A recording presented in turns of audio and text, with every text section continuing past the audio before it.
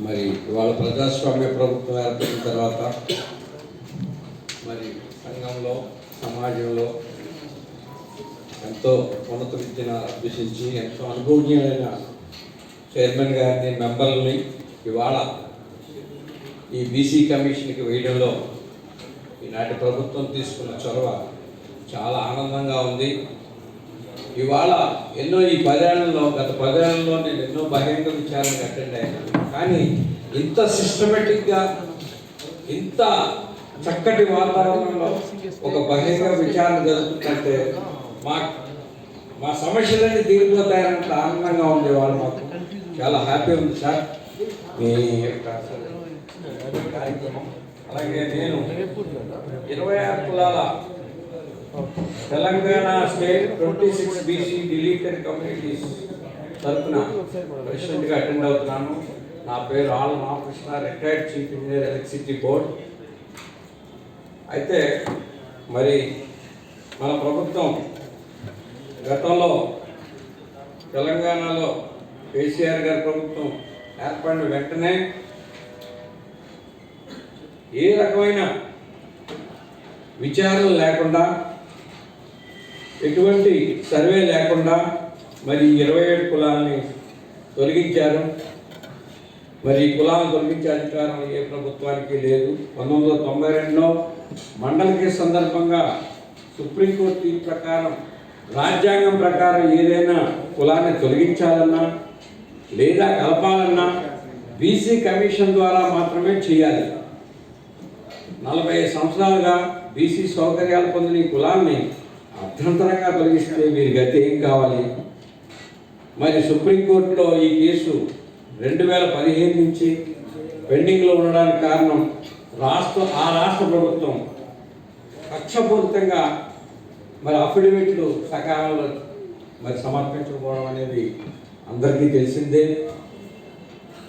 ఈ ప్రభుత్వం వచ్చిన తర్వాత మరి సుప్రీంకోర్టులో అఫిడవిట్ని వేయడం జరిగింది.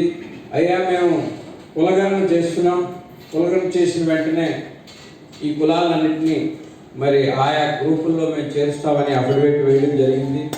మాకు చాలా సంతోషం అనిపించింది.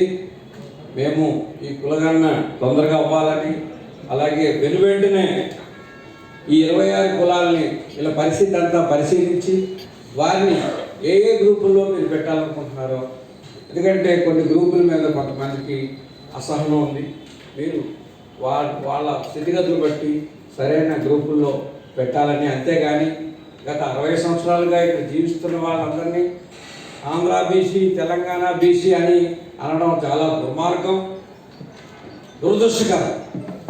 అలాగే మన గత ప్రభుత్వం కేసీఆర్ గారి ప్రభుత్వం 17 కులాలని బీసీల్లో చేర్చి అలాగే ఓబీసీలుగా కేంద్ర ప్రభుత్వానికి కూడా వారు పంపించడం జరిగింది. కానీ ఆ కేంద్ర ప్రభుత్వం వారు కేసీఆర్ పంపిస్తే మేమెందుకు చేయాలని ఆయన అక్కడ పెట్టి కూర్చున్నారు.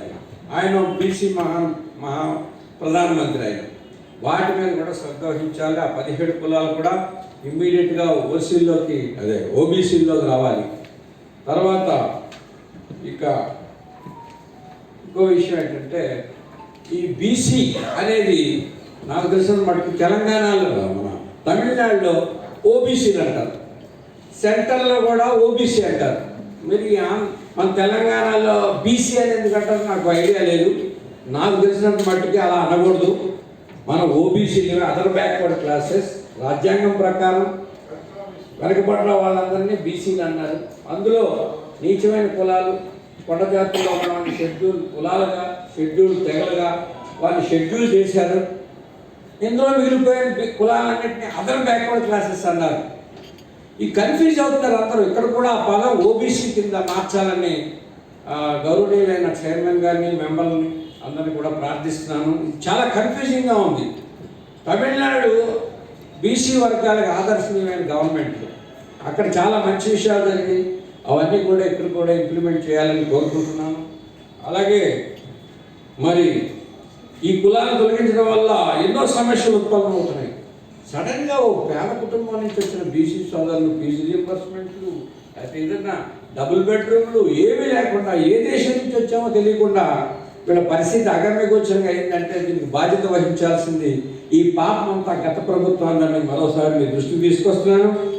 అలాగే మరి మొన్న కలిపిన 17 కులాలు కూడా ఉత్తరప్రదేశ్ నుంచి వచ్చిన అహిర్, రాజస్థాన్, ఛత్తీస్గఢ్, మహారాష్ట్ర, కర్ణాటక నుంచి వచ్చిన కొన్ని కులాలు, ఇవన్నీ కూడా ఇతర ప్రాంతాలు, ఇతర భాషల నుంచి వచ్చిన వారిని కలిపిన ప్రభుత్వం సోదర తెలుగు వారిని పక్క రాష్ట్రాల్లో ఉన్న వాళ్ళని తొలగించడం అంటే మరి 80,000 పుస్తకాలు చదివిన మహామేధావికి ఎలా తోచిందో నాకు అర్థం కాదు. రామకృష్ణ గారు, ఇప్పుడు ఈ 26 BC తొలగించిన BC కులాల వారు ఎక్కడెక్కడ ఎంత సంఖ్యలో ఉన్నారో ఏమైనా సమాచారం మీ దగ్గర ఉంది? ఈ సమాచారం అంతా బహిరంగ విచారణ గతంలో ఒకసారి మేము సుప్రీంకోర్టుకి వెళ్ళి ఆర్డర్ పట్టుకొస్తే గత కమిషను సుదీర్ఘంగా మా దగ్గర రిప్రజెంటేషన్ తీసుకుంది సార్. అన్ని విధాలుగా మేము సమర్పించి ఉన్నాం. అప్పుడు సమర్పించిన కాపీ ఏదైనా ఉంటే మాకు ఇవ్వండి. మళ్ళీ మీకు BC కమిషన్ ఆఫీస్ ఇస్తాం.